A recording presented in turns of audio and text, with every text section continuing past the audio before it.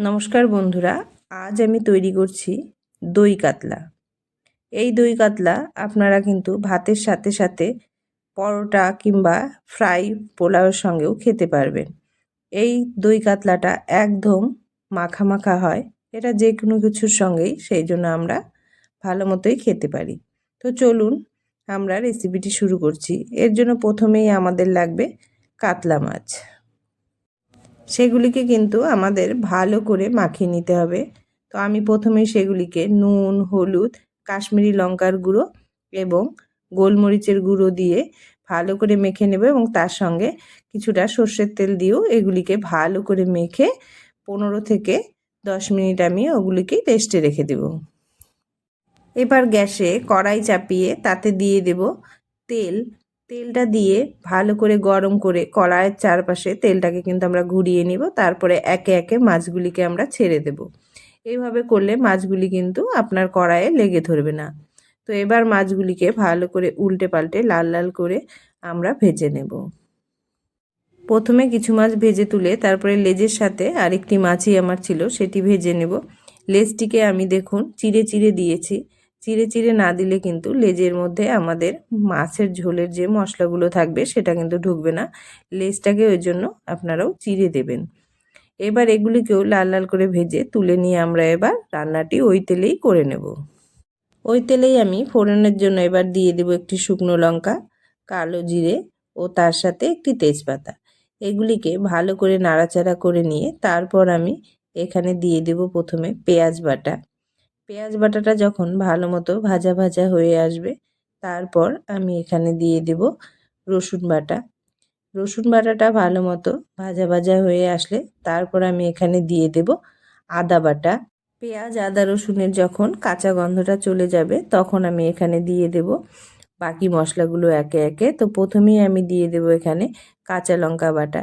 কাঁচা লঙ্কা বাটাটা দিয়েও পেঁয়াজ, আদা, রসুনের সঙ্গে ভালো করে ভাজা ভাজা করে নিয়ে তারপর আমি এখানে দিয়ে দেব জিরে বাটা।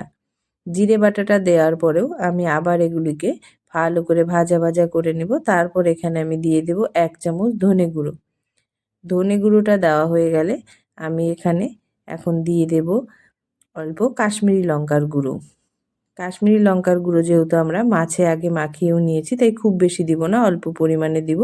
এবার আমি এখানে দিয়ে দেব একটি টমেটো, আমি কাঁচা টমেটোই পেস্ট করে নিয়েছিলাম সেই কাঁচা টমেটোটি।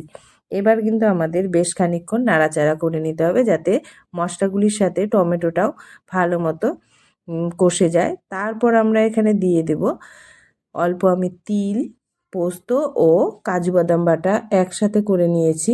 এবার কিন্তু গ্যাসের ফ্লেমটা একদম কমিয়ে দিতে হবে, যেহেতু এখানে আমাদের কাজু বাদামের বাটাও আছে, তাই এটি কিন্তু গ্যাসের হিট বেশি থাকলে কড়াইয়ের নিচে লেগে যাবে। এবার গ্যাসের ফ্লেমটি কমিয়ে আমরা নাড়াচাড়া করে নেব এবং লবণ ও হলুদটা এই সময় আমরা এখানে দিয়ে দেব। লবণ হলুদ দেওয়া হয়ে গেলে এবার আমরা এখানে দিয়ে দেব অল্প পরিমাণে জল। আমি যে বাটিতে পোস্ত, কাজু বাদাম ও তিল বেটে রেখেছিলাম সেই বাটিটা ধুয়েই আমি এখানে জলটা দিয়ে দেব। এরপর আমরা মিশিয়ে দেব আমরা যে দইটাকে ছেঁকে নিয়েছি সেই দইটা আমি এখানে ছেঁকে ব্যবহার করব, একটুকু জলসহ দেব না। এই দইটা দিয়ে এবার কিন্তু আমরা ভালো করে এটিকে নাড়িয়ে দেব এবং এখনও গ্যাসের ফ্লেমটা আমাদের একদম কমিয়েই রাখতে হবে, না হলে কিন্তু দই আমাদের ছেড়ে দেবে। এবার এগুলিকে দইয়ের সাথে সব মশলাকে ভালো করে মিশিয়ে নিয়ে এবার আমরা এটিকে কিন্তু একটু ঢেকে হতে দেব। মশলাগুলি যখন ভালো মতো কষে যাবে তখন ঢাকনা খুলে আমরা এতে দিয়ে দেব কিছুটা গরম জল।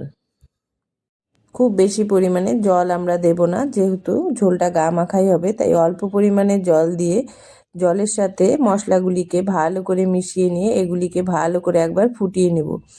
ঝোলটা যখন ফুটে উঠবে তখন আমরা মাছগুলি যে ভেজে তুলে রেখেছিলাম সেই মাছগুলিকে এবার এখানে ছেড়ে দেব।